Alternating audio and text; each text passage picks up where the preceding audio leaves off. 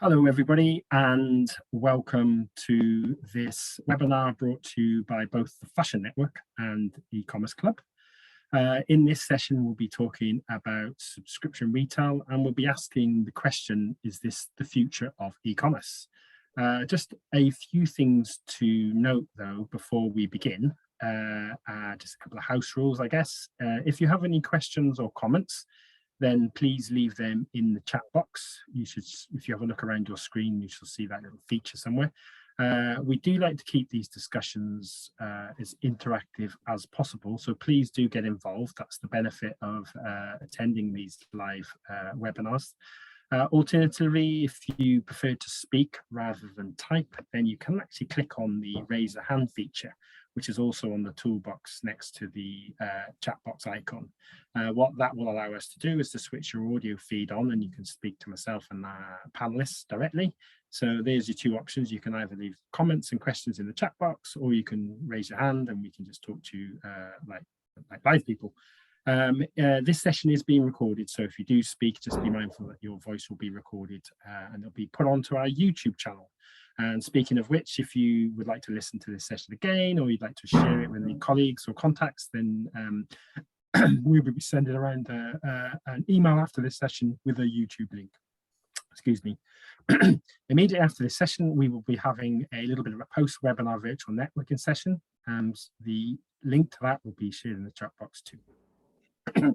Anyway, before we begin, if you could just let us know in that very chat box where you're from in the world and what is it you do. So just pop that in the chat box, let us know where you're from and what you do. That will be great. So give myself and our fellow panelists an idea of who we're talking to. Quick shout out to our sponsor. So today this event has been sponsored by Better Commerce. So huge thank you for those guys for sponsoring this and allowing us to deliver this session gratis. Better Commerce was founded in 2015 with a vision to redefine commerce solutions for sort of mid-market retailers and brands. Its advanced suite of commerce solutions is API first, agile and easy to deploy. It provides end-to-end composable solutions for commerce with its robust modular and allows businesses to scale more efficiently. Interestingly enough, though, Better Commerce actually specialise in subscription retail and offer businesses a sort of an edge over their competitors with its out-of-its-box capabilities. So that's pretty much why they've sponsored today's session. So if you are looking to introduce subscriptions into your e-commerce offering, or you're looking to re-platform or to develop a new platform, then I'm sure Better Commerce would be delighted to hear from you. Their contact details are on the screen, and they will be in the email that we'll send around to everybody afterwards. So yeah, that's a little bit about our sponsor for today. I'm just going to introduce myself. So for those that don't know me, my name is Dale Hicks. I'm one of the co-founders here at the Fashion Network, and I will be chairing today's session. Joining me, we have Simon Leonard, and Simon is co-founder at Groom. Groom is an inclusive skin and hair care e-commerce business that uses subscription models. It's set up to deliver, I suppose I'm an ideal customer in many respects, Simon, for a gentleman that uses razors quite often. That's their target audience. But before Groom, Simon was one of the co-founders at a company that many of you might remember called Gourmet Society, before selling it and now starting this business. Outside of work, though, Simon is a keen Liverpool fan, but curiously lives in Manchester. Just saying. Alongside Simon, we have Natalie Quayle. She's the CEO and founder at SmileTime. SmileTime offers premium teeth whitening kits, and again is a subscription-based retail business. Natalie recently appeared on BBC Dragon's Den, and she tells me she was successful, received an offer on there. She's also appeared on BBC Radio, ITV News, Times Radio, Business Insider, and LDC Ones to Watch earlier this year. Outside of work, Natalie enjoys long weekend walks with her husband. She loves to travel, and she can often be found looking at the newest foodie haunt in the city she lives, which is London. She usually tries to set Saturdays aside for no emails, no work. So I think we can all take a leaf out of that philosophy there, Natalie. And then finally, we have Finley, and Finley's obviously from Better Commerce. Finley is an e-commerce expert and is responsible for delivering the GTM strategy for Better Commerce across the UK and Europe. And outside of work, Finley recently completed the London Marathon, and congratulations to you, Finley. You've raised over £6,000 for Royal National Institute for the Blind, so well done there. Before I start quizzing our panel, we've got a poll that we're just going to publish. So if my colleague Mia can pop that up on our screen. The question we will be asking you guys is, and this is basically for anyone out there who actually operates an e-commerce business at the moment, we just want to know, is your business currently offering a subscription retail model? So that poll should be going up in a minute. And the answer will be yes, no, and we're thinking about it. So we'll let my colleague do that. While she's sorting that out in the back, I'm just going to start off my first question. Oh, here we go. So subscription. So just let us know, guys, if you can just pop your answer in there. Is your business offering a subscription model? Yes, no, or with? So while that's happening, just going to have a quick nosy to see who's in the audience. And we've got quite a lot of people from across the world here. So hi, Nicole, who's a experienced data quality marketing specialist. What's a mouthful? We've got Chanel from London, Sabrina, who's based up in Manchester in the UK, has just launched a skincare brand.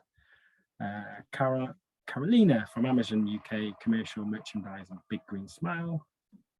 John from New York City, thanks for joining us from all across there. And we've got Laura, who's an e-com merch manager at Science in Sport. So we've got quite a good crowd today, which is great. I don't know how we're doing with the poll. Is that ready to go live now, Mia? Do you know? Or if it is, you can pop it up. While that's happening. Interested to see the results of this. Well, I'm just wondering now what it'll be. I would suspect it's probably thinking about it. It's coming out first, I reckon. Here we go. That's the answer. So we've got no is 42%, yes 33%, and 25% of our audience are thinking about it. Finley, what's your thoughts on that? Does it come as a surprise or not? No, I think that's pretty average, really. I think that's kind of what I'd be expecting. So hopefully there's enough throughout this webinar for all of these groups to take away a little bit of information. Good. So do you just want to start us off with my first discussion point, and that is subscription commerce, start, stick, or twist?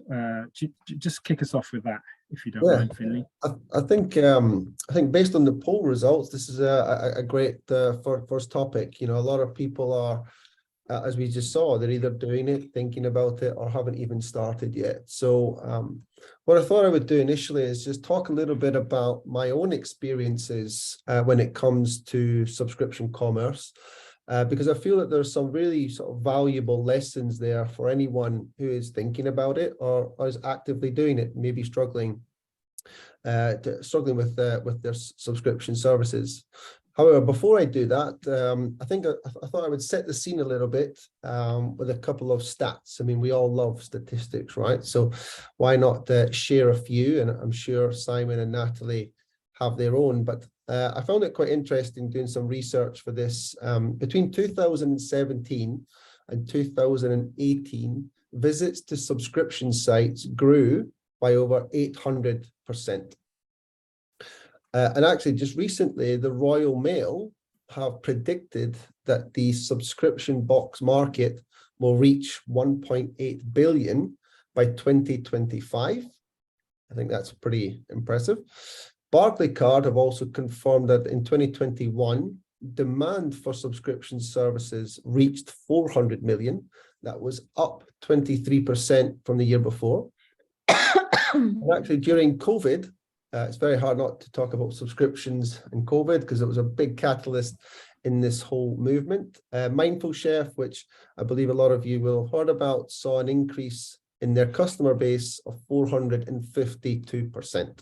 So these are just some statistics I thought I would share to set the scene a little bit when it comes to subscription commerce. But why is this happening? You know, I think that's a question that we need to ask ourselves. And really, it's the cost of acquisition, the cost of acquiring new customers is increasing. It's getting more difficult to find and acquire to win new customers. In fact, it's reported that it could cost up to 25 times more to acquire a new customer than to retain one. So therefore, loyalty is very important. And there's many things you can do around loyalty and building loyalty.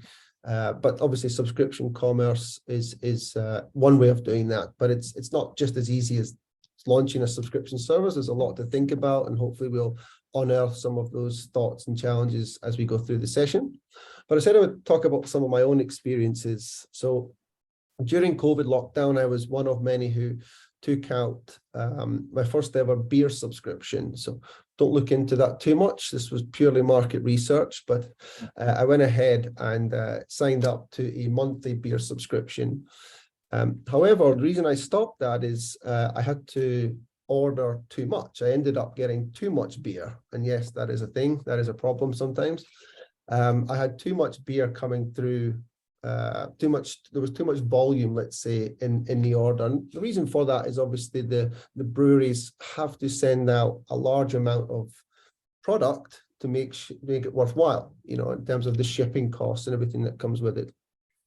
I also then looked into and tried out HelloFresh. And ironically, one of the challenges I had with HelloFresh is that a lot of the food that I have perished. It went out of date. It wasn't quite right for me. My lifestyle didn't quite suit that type of model. So I actually looked into another option called Simply Cook. And Simply Cook is another food subscription service where you just receive the spices and the ingredients, and you buy your products yourself. You buy the fresh products yourself. However, the challenge with Simply Cook is the frequency in which I receive the boxes. I ended up having a stack of boxes at home and handing them out to my friends and family.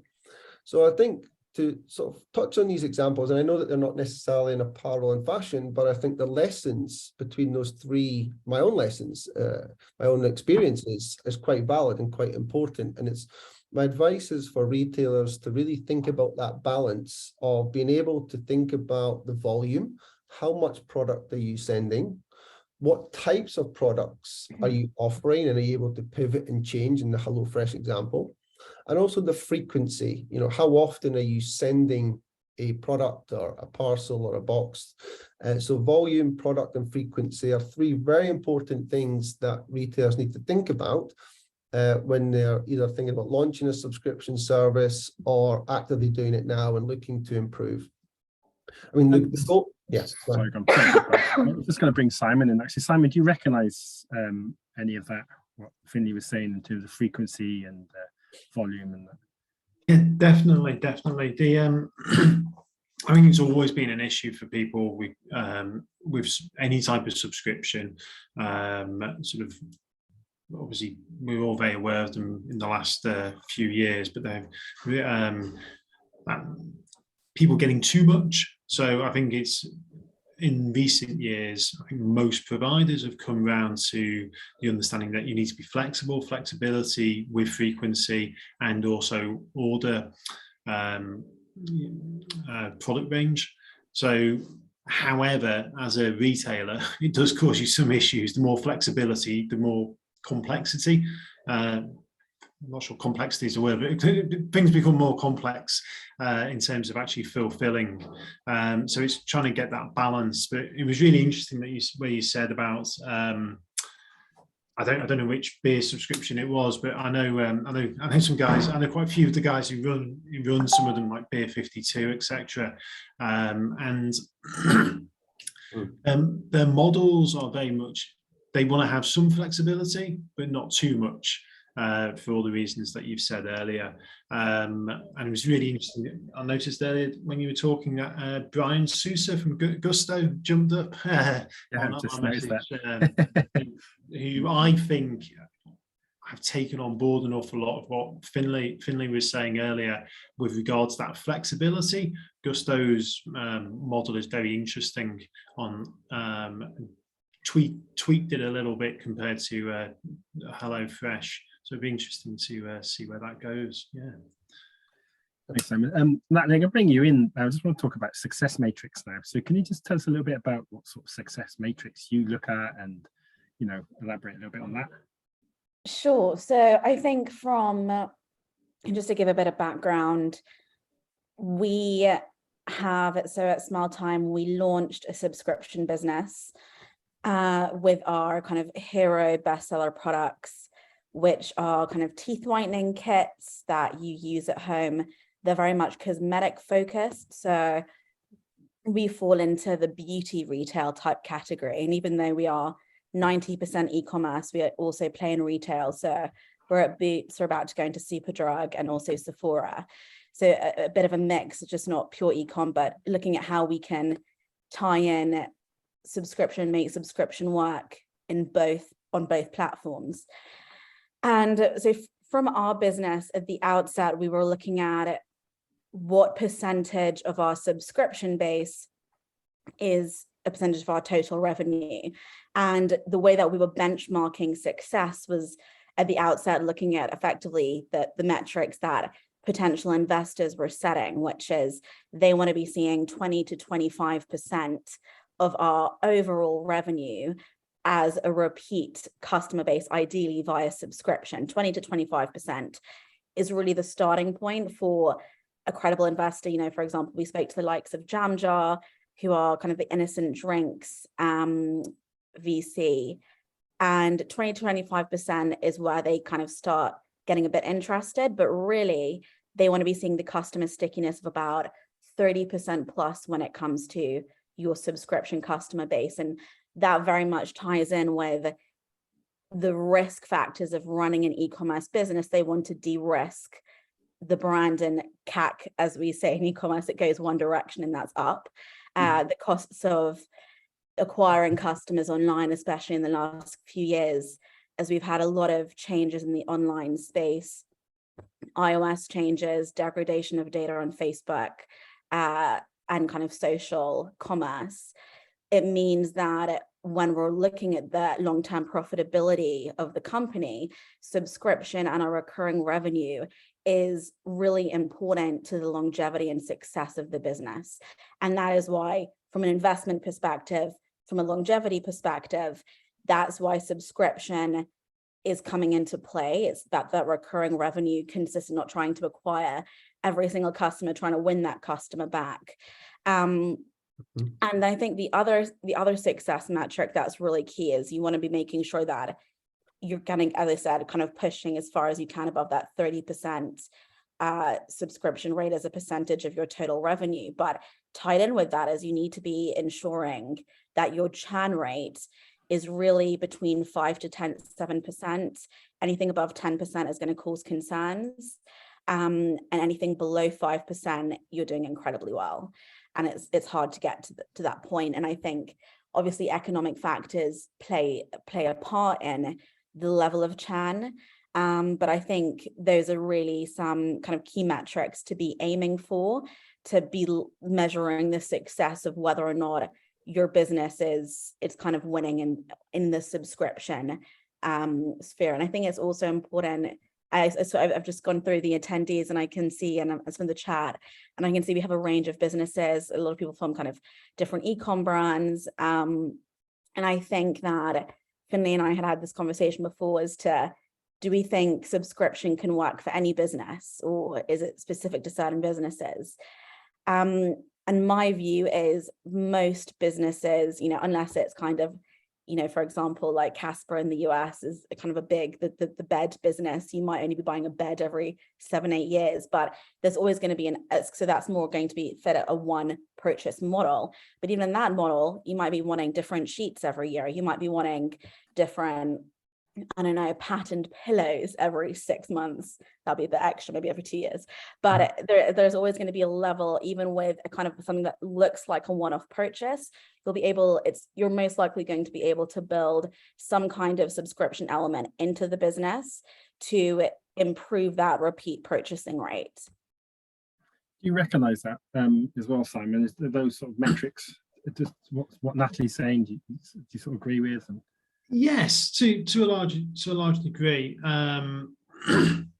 we've taken a slightly different approach and concentrated much more on repeat purchase, regardless of whether it's through subscription or just customers coming back again and again and again.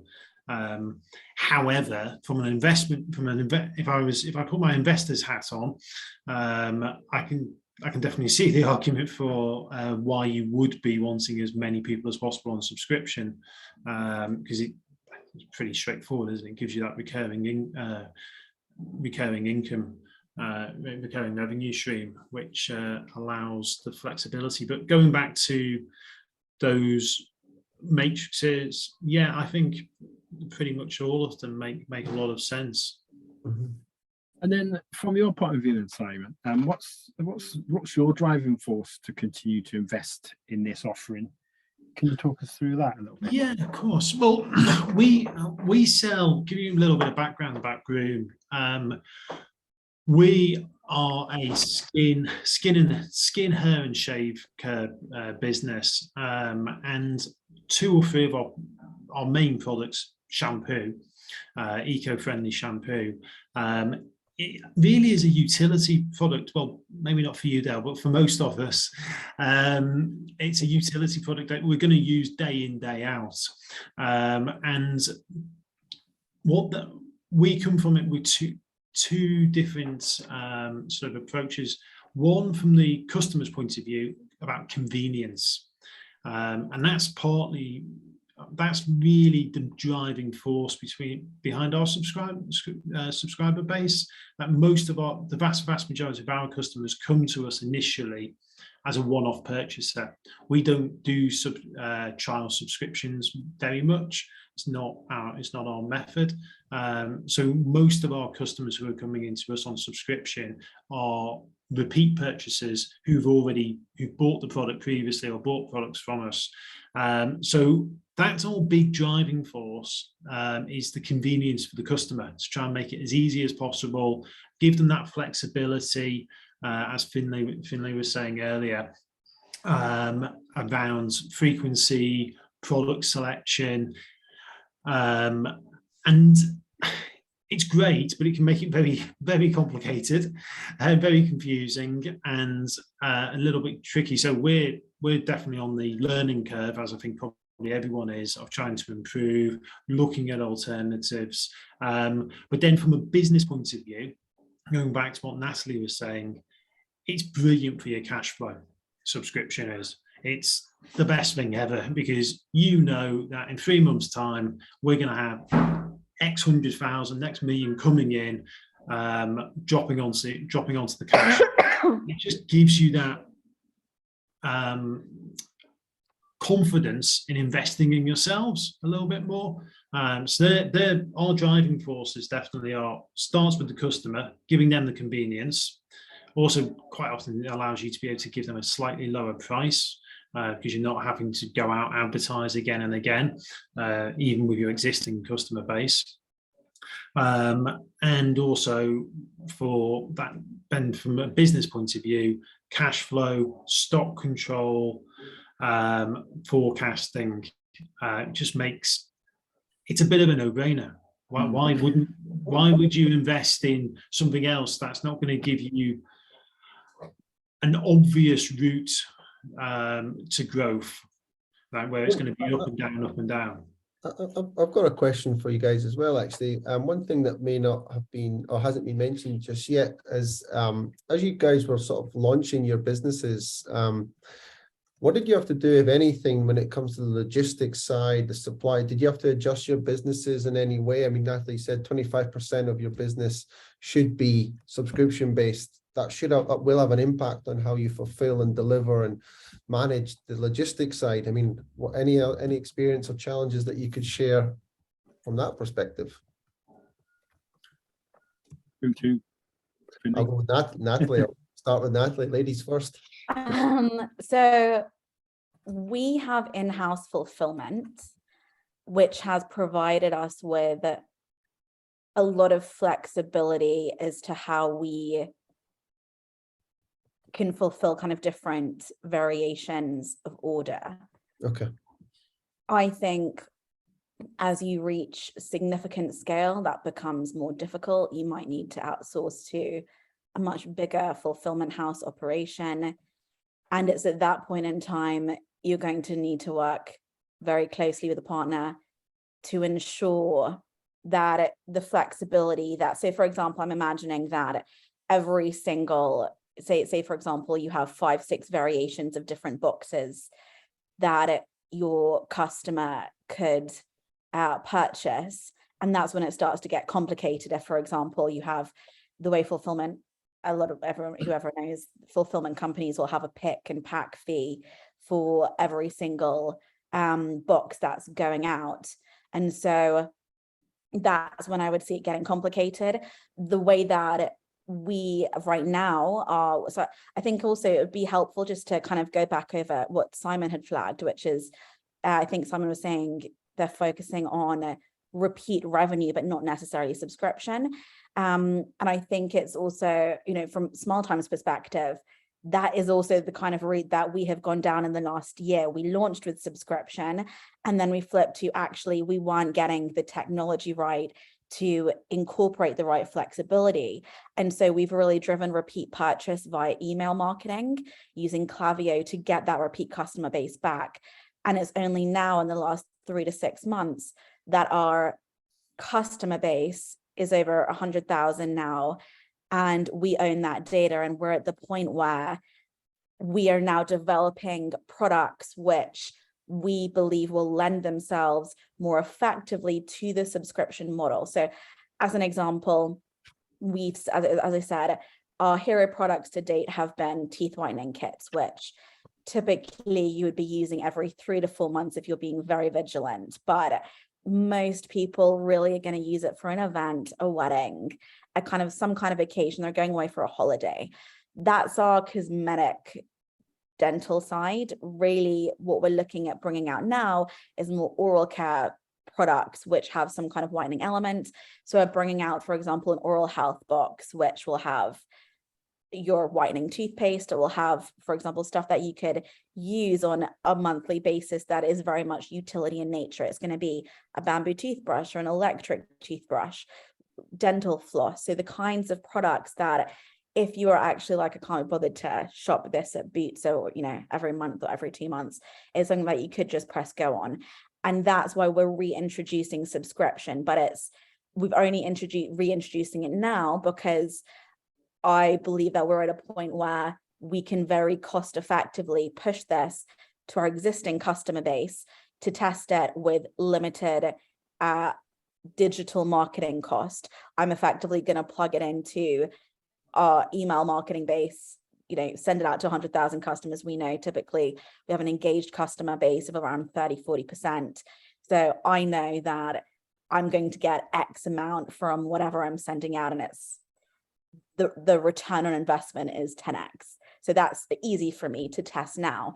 But to test that when we launched 2.5, 3 years ago, it was very difficult because trying to promote this type of box and the education around it to, you know, for example, run Google ads, Facebook ads, TikTok ads, that is when it becomes very costly. And we talk about CAC again, cost per customer acquisition, trying to incorporate the right type of education into your digital marketing campaign. It can become very expensive to educate a customer base on how the subscription box is generally going to enrich their lives. So the approach we're taking is focusing on our loyal customer base, testing subscription with them, effectively using them as like our first adopters. And if it works, then potentially we'd put money in marketing spend behind pushing it to a wider demographic. Exactly. I'm not sure about that acronym though, CAC.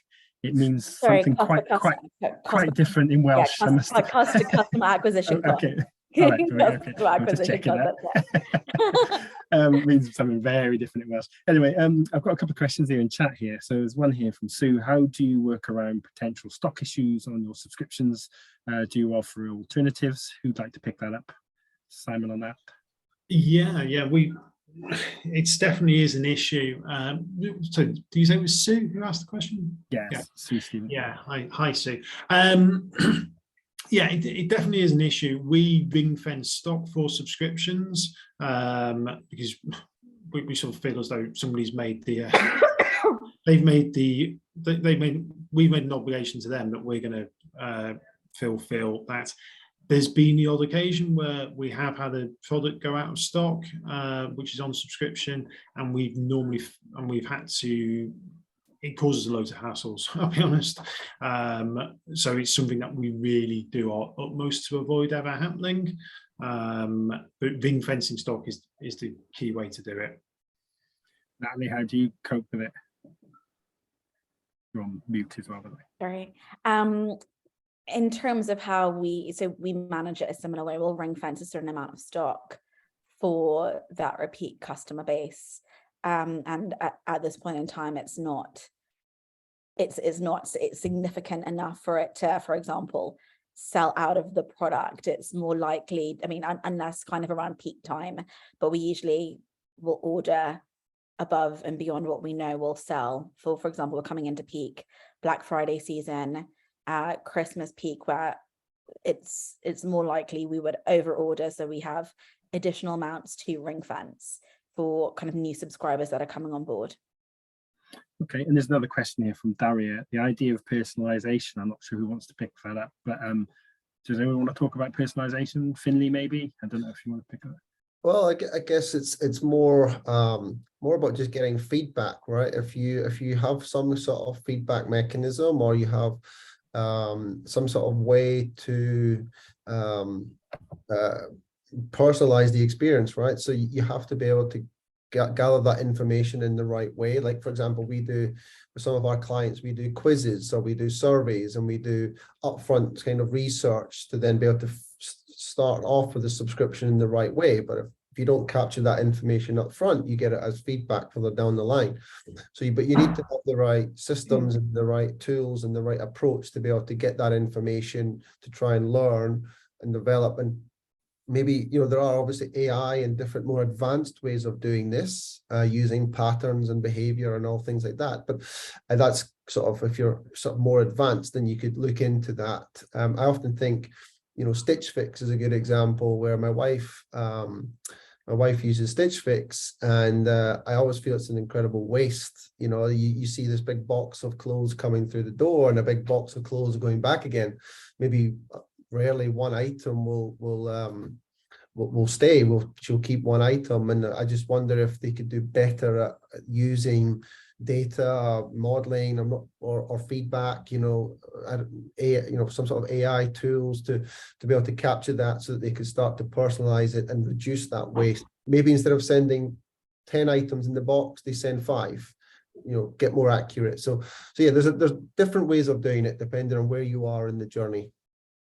Someone concurring with your point there in the chat box there, Finley. I'm going to move on to my next question. I'm going to come to you on this, Natalie. What are the key considerations that sort of many people working in this space don't often consider? Can you talk us through a little bit of that? Sure. I think some of them Finley had picked up at the outset, which is understanding what type of offering will actually successfully work for subscription. I think it's very easy. Subscription is the buzzword of e-commerce. Everyone thinks they should be doing it and getting on it and wanting to do it right now, but I think sometimes, evidenced by the likes of Stitch Fix, you could have a subscription model, but that doesn't mean it's necessarily delivering value, because there is a lack of data and understanding as to what the customer base is really wanting when they are trying to, or, you know, that they're agreeing for you to automate this purchase. So for us, that has definitely been a learning curve that we have, and a journey that we very much kind of gone down from acquiring that feedback from our customers. So whenever anyone unsubscribes, they have to to unsubscribe, they need to send us an email. It's a bit, as I said, we're updating our subscription model at the moment, but it has been very effective in data collection, because to unsubscribe, they need to send us an email and tell us why they're unsubscribing. So we know that the reasons our customers have unsubscribed to date, it's because of the lack of flexibility in the model. And that's very much down to the very basic tech we're using. I don't know if anyone's used Bold subscriptions, but the version that we're using is not really fit for purpose. And the lack of ability to change the frequency, how often they're getting the product. And that's mostly because, so as I said, for example, they get their teeth whitening kit, say 3 months later, they could automate getting the refills on a 3-monthly basis. But a lot of our customers were finding that they were having this product build up that Finlay had mentioned when it came to, for example, Simply Cook or HelloFresh, that either products were not expiring for us, but they were building up, and actually they decided, I have too much product now, so I'm going to unsubscribe. So now it's thinking about, well, actually our next subscription offering, we're ensuring, and we've kind of measured how much toothpaste does someone use in 1 month. When we send that, when we're creating this new product in this oral health subscription box, it's going to be exactly 1 month's worth of toothpaste. So we know that frequency issue is going to be overcome, and we don't have the issue anymore when someone's like, oh, actually I have too much. Well, that's something that we're removing from the process. And that was actually the number one reason we have had customers unsubscribe. It wasn't price, it wasn't convenience. 80 to 90% of cases loved the product, but they really found it was that product build up. So I think going back to what are people not fully considering, it can seem really obvious, but do customer research, do a bit of data research. It can be incredibly simple. It can be, I think most businesses on this chat will have some kind of customer base. If you're speaking to a few hundred or a few thousand people, it's initial recon to be able to really deliver an offering that is going to deliver value. And I think, it's a strange one that in e-commerce, everything that we're doing should really be about delivering value to our customers. And often the thing that's regularly missed is just having a conversation with our customers. And that's incredibly basic. It's really straightforward. And it's actually something that few businesses do incredibly well. So I think basic marketing too. Exactly. And it's the most valuable way you can get that data to create a product that people actually want. I think sometimes people try and overthink it a bit, but it can sometimes be that simple. And when we were planning this session as well, Natalie, I remember you were quite keen on that flexibility issue of subscriptions. Nobody likes to be tied in, too long and too much. I mean, I have subscriptions that I use through the business here, and obviously a lot of gyms now are offering much more subscription sort of flexible subscriptions. I know you're keen on that. Simon, you were smirking a few bits and bobs, and that's when she was saying that. Is there anything you wanted to add to that at all, or you were nodding as well at one stage? Yeah, more hopefully more nodding than smirking. I think it was to do with one of the technology she was using. I was just impressed with the smiling. I think that was what it was, the teeth whitening. Yeah, no, I think I really concur with pretty much everything Natalie was saying there. Cool. Well, if you concur, then I'll move on to the next question from the chat box. Actually, there's one here about as a subscription business, are there any issues with onboarding clients? I would imagine there's a yes to that. I don't know who would like to pick that up. Is that acquisition we're talking about there? Yeah, I'm not quite sure if they mean getting people to sign up to subscriptions, because yes, there's obviously a load of issues with that. Trying to get, however, if you're a pure play subscription business, there's going to be an awful lot. Whereas, as Natalie said, and as we do, we offer one-off purchase. Whereas, obviously, there's less and less businesses I come across are solely subscription. But the likes of Beer 52, Gusto, they are, I believe, and they must definitely have challenges getting people across the board, but I think that's about storytelling. So you guys are both hybrid then. So you have, what sort of percentage? And if Gusto are still here, they let us know they are 100%. If you could let us know if you are 100%, I'm assuming they are 100% subscription. One thing I would add about that, someone mentioned a couple of things there about word of mouth. Maybe hopefully this might be relevant to the question, but Beer 52 actually is a good example because there was a huge explosion with Beer 52, and I think these friends of yours, Simon, are they these guys, or you just know them? They're getting a lot of airtime today. What I'm going to say. When I sold Gourmet Society, I met them. Somebody else introduced to me. I stupidly, well, maybe stupidly, I had an opportunity to invest in them and I didn't. And then whenever I speak to them and they're telling me how amazing the business is, I'm always like, ooh, another mistake there, Simon. Yeah, no, because the one story that sticks with me with these guys, and great to hear that they're doing really well, is that word of mouth was a little bit not so good in their favor, not so good, let's say, because I think what was spreading around, and I remember this now, is that it was very hard to cancel, right? And so when you signed up to Beer 52, it was very difficult to get out of it. And I think, so going to try and answer the question, you know, in terms of the onboarding, like be mindful of that, right? I think if it's not clear what they're signing up for, and it's not clear, you give them the flexibility, which is a theme we've talked about a lot, that they can cancel at any time. If those things aren't so clear, you might end up with a bit of a problem. And word of mouth, negative press is not good. And it stuck with me, and I'm now sharing it now on this webinar. So sorry, guys. No, I think it's a really valid point, Finlay. We, in our old business, I now noticed someone from Allo Group is on. I don't know what Allo Group does now with their cancellation policies, but myself, we at Taste Card and Gourmet Society, we previously used to make it so that you had to phone to cancel, and it meant that we ended up with a call centre of about 30-40 people, literally just dealing with cancellations, like obviously with millions of members, but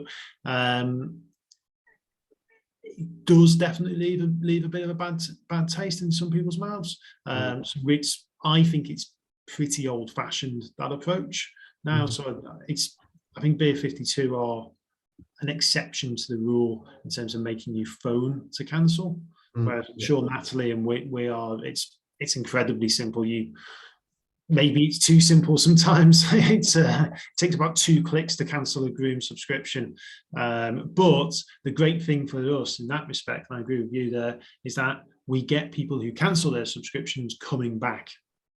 Whereas I think if you make it too difficult, the likelihood of those people resubscribing is going to be next to nothing. It's almost a psychological thing, isn't it? You know, you just want to feel like you can get out. You know, it's almost like it's like the gym. Most people that subscribe to the gyms.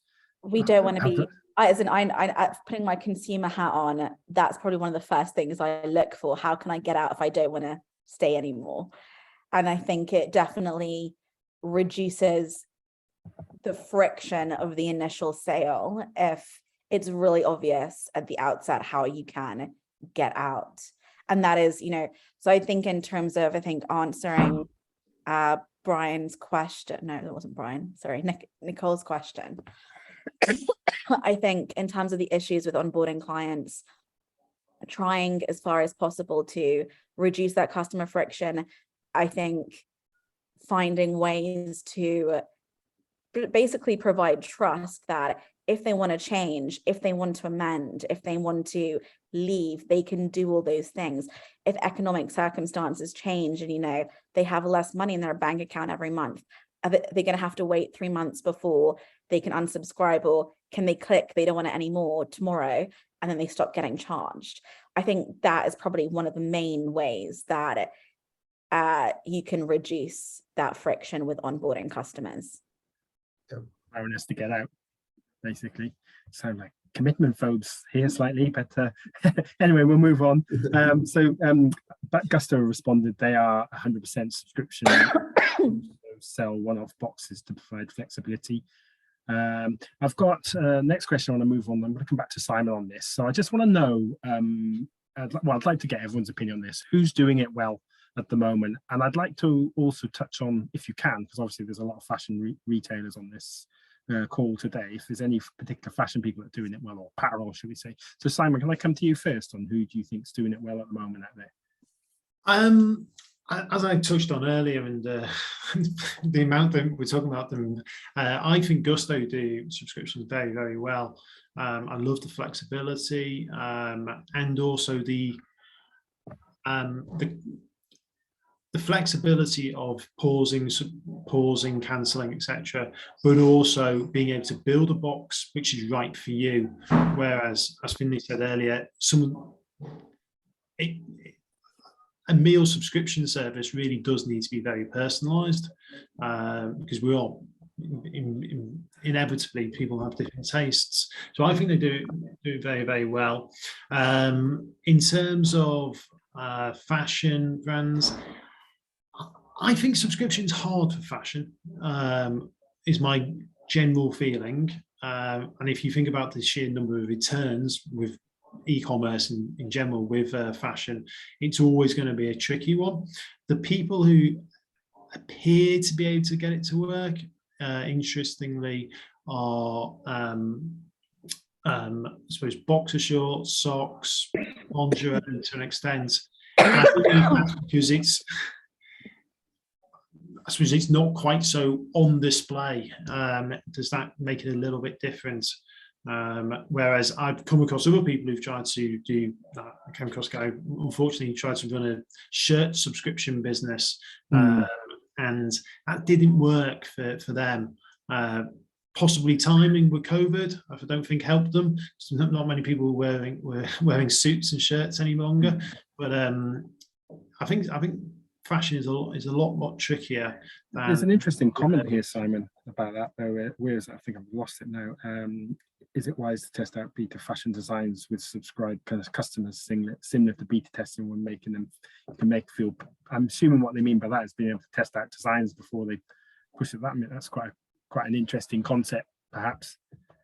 Also, I think when we spoke in the pre-meet of this, there was an idea of actually using returns in some sort of subscription box. So yeah, that was a really interesting idea. I think that might be mine. I'm not sure. It was a little.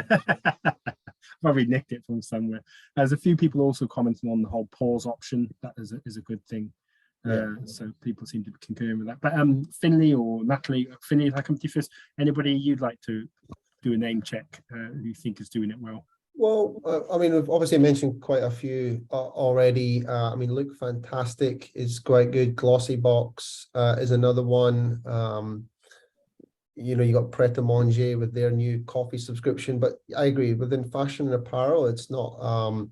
It's people are trying it. We mentioned Stitch Fix and some of the challenges along there. But I think, you know, if you look at the other industry forces, the sustainability element, the environment, I think there's going to be some connection there with subscription and how you can tap into this model of repeat purchases and people not wanting just to buy new products all the time and throw stuff away. So I feel that there's going to be a convergence of different forces that really sort of accelerate this within the fashion apparel industry and playing into people's hearts and minds in terms of the environment. So I feel that will come soon. But yeah, so apart from that, really, is not many other ones that sort of scream out apart from the ones you've mentioned. There's one here. Somebody in the chat box has given a plug for Circle of Style. It's good for pre-love fashion subscription space. Natalie, anybody you want to mention? I wish it was. I would like it to be an indie brand, but unfortunately, it's like Amazon. I'm just trying to think about the ones that I genuinely find really easy to use, and it's Amazon, and they don't need a shout out at all.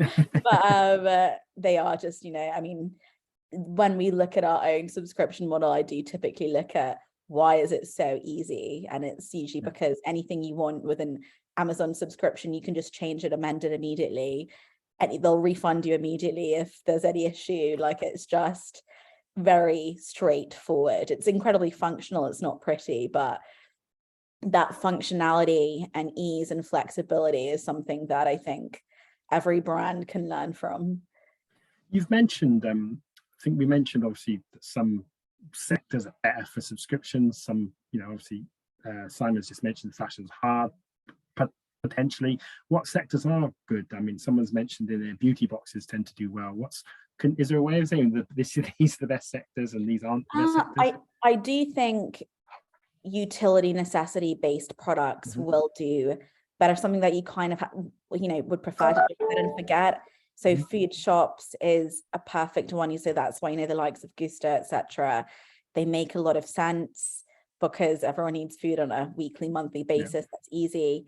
And similarly for oral care, even though there are a couple of brands doing it, especially in the US, there are brands doing it better. There's definitely still an opportunity in the UK, but I think there is definitely an opportunity in oral care because, again, toothbrushes, and people don't kind of change their toothbrushes frequently as they should.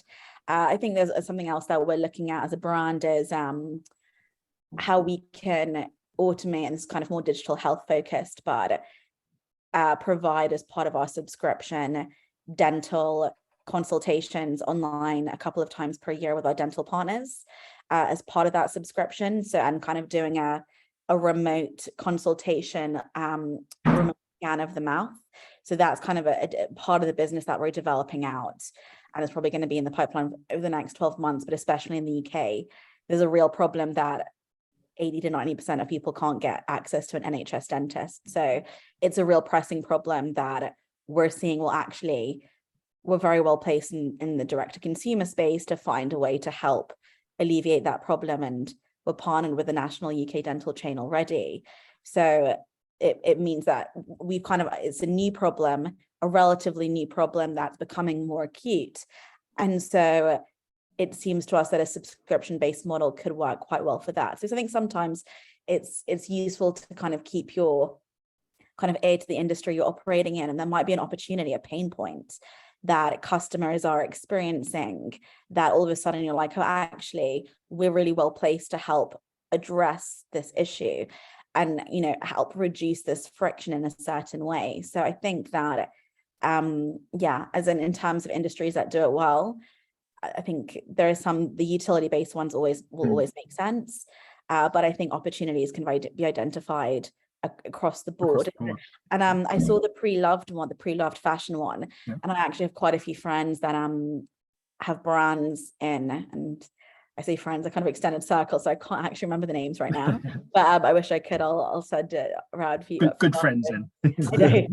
So, but I know that several of them. So I think one has like an Indian, it's kind of like an Indian wedding business that is subscription. And because I know in the wider Indian community, there's a lot of my friends, they have weddings every few months. So actually it's very niche, but I think they have also kind of expanded out into event wear. So that's like an annual subscription, and you could, for example, rent 3 or 4 dresses per year, and they've tied it to how many weddings people could potentially get invited to that they don't want to buy a new dress. And that, I think, that does really well, and that's part of the fashion sector that really lends itself well to. And I imagine why the luxury as well would help, because it's going back to Simon's comment, it's great cash flow for the business, but it can help. It's great cash flow for customers if you without a doubt, because these are the kinds of Indian event wear is incredibly expensive. General wedding wear, you could obviously, you could shop cheaper, but it is typically more expensive than a typical dress or suit you might buy. So being able to just pay like an annual subscription, and it works out to be more affordable, and then you obviously they send it out to you, and then you have to return it. You're just effectively renting it. And I think that that's been quite disruptive in the last few years. Okay, well, we're just coming to our home straight here. And I know, Finley, you wanted to mention your learnings that you've had with Scent Addict. Do you want to tell us a little bit about that? Yeah, no, it's good segue into this, talking about industries and products. Thank you very much. It's like we planned it, Dale. So if anyone doesn't know, Scent Addict is a subscription solution launched by the Fragrance Shop, which is one of our customers. The reason it exists really is, I don't know if you guys are like me, but I find it quite hard to actually find fragrances, right? Or try new fragrances. Every time I go to the airport, I end up spraying too much on me, and I can't remember which one is which, and I end up not buying anything at all and just sticking to what I'm used to. So, they launched Scent Addict with that kind of goal in mind. It's a way for people to try new fragrances in a quick, affordable way without having to pay for a full bottle of perfume each or fragrances each time. And the way it works is that you actually get an 8 ml vial each month of a new fragrance, and it fits into this little pocket atomizer thing each month. So you get that free on your first order. And then each month after that, every 30 days, you receive a new 8 ml vial of fragrances. And the reason why that's important is going back to one of Natalie's points before about volume. 8 ml is being worked out to be the perfect amount to last the whole month. So that's sort of a really cool bit of insights there. And also the way they package it in 8 mils, it fits into your pocket, could fit into your gym bag, your handbag, your glove box in your car. It's very easy to carry around. So yeah, the way it works, comes through your door every 30 days. You can change and pause the subscription. You could give feedback, as I mentioned before. There's quizzes. There's all sorts of ways to make sure that it's personalized and make sure that, you know, the customer is getting the right fragrances at the right time and the right volume. And I could share that they've just in the last 12 months, they've had 175% increase in subscribers. And just this week, I think, or last week, the fragrance shop have announced a 42% increase in revenue from last year due to their omni-channel strategy, of which subscriptions has played a part of that. So yeah, if anyone is interested in trying new fragrances, but not yet sure how to do it, then Scent Addict, if you go to thefragranceShop.co.uk, there's a link up in the top right-hand side. Check it out. Thank you. I was just thought you just asked your partner for a new fragrance. That's traditionally how it's happened. Just wait for Christmas and you get. Yeah, I'll wait for Christmas and yeah, that's it. Anyway, so it leads me on to my last question, our parting question. But before I do that, I just want to remind everybody in the audience that we are, myself, Simon, Natalie and Finley, and also the ecom team and the Fashion Network team, we're going to be meeting for a little bit of a 10-15 minutes of chit-chat, debrief, virtual networking, if you like. My colleague Mia will be sharing the link in the chat box if you'd like to join us for that. All we ask is you come in, and if you're new to the group, we might ask you to just introduce yourself. You don't have to put your camera on, but it's obviously nice if you do. But yeah, so that there'll be a link being shared shortly in the chat box. So if you want to join us, there you go. It's just there now. If you want to come and say hello to any of our panelists, catch up, maybe exchange emails, whatever it is. We're sort of trying to create some sort of virtual networking. It's not quite the same as in person with a glass of bubbles in front of you and all the rest of it, but we do our best. So that's happening immediately after this when we close the session down. But my last question is, obviously the title of this is subscription retail is the future of retail, and that's a little bit of a provocative question for us because, you know, but I do want to just get the thoughts from everybody of what the future of subscription retail looks like and how significant that's going to, you know, obviously we've had COVID and that's obviously given it a bit of a jab in the arm, but I might come to you first on that, Finley. What's the future from your perspective of subscription retail? Yeah, so from a vendor point of view, if I put that hat on for the finale, I think it's definitely something that we'll be focusing on, something that we'll be helping our customers with. We mentioned a lot of the challenges and things that they may not be considering or thinking about. You know, some of our own learnings we will share along the way. So I definitely think, and again, to one of Natalie's points about the percentage of a business that should have some level of subscriptions there, all the things we mentioned, I definitely think it's here to stay. It's accelerating. There's a lot of things still to learn. But yeah, I feel that it's going to be a key part of any successful retailer or brand going forward. And Natalie, what's your thoughts on where this whole sector is going to move? I think that the future of retail is offering choice to consumers, and subscription and having a hybrid model that's offering choice to consumers. So I think choice is the future of retail, genuine choice, as much choice as possible, that's adding value.